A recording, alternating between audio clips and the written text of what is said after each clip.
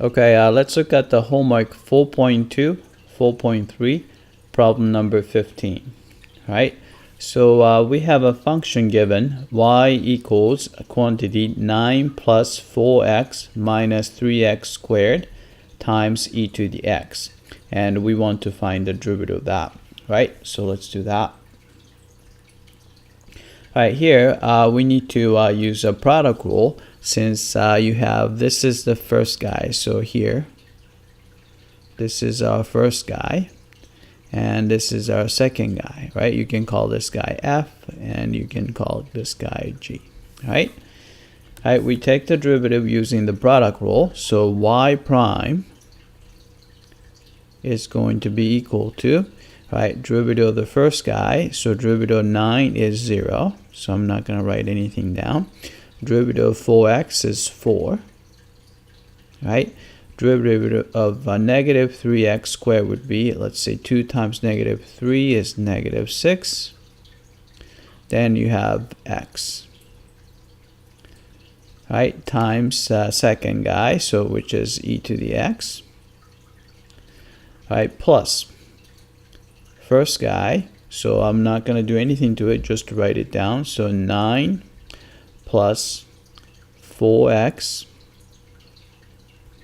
minus 3x squared, right, times derivative of the second function. But luckily, derivative of e to the x is exactly the same things, e to the x, right?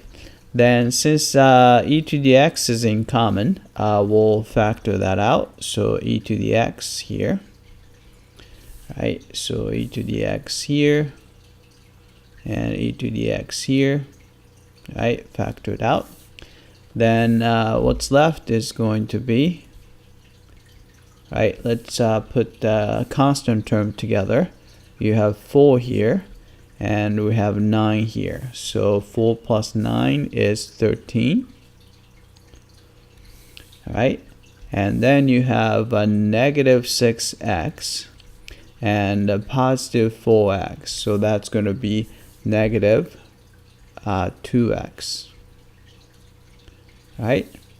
Then we still have negative 3x squared. So it's going to be minus 3x squared.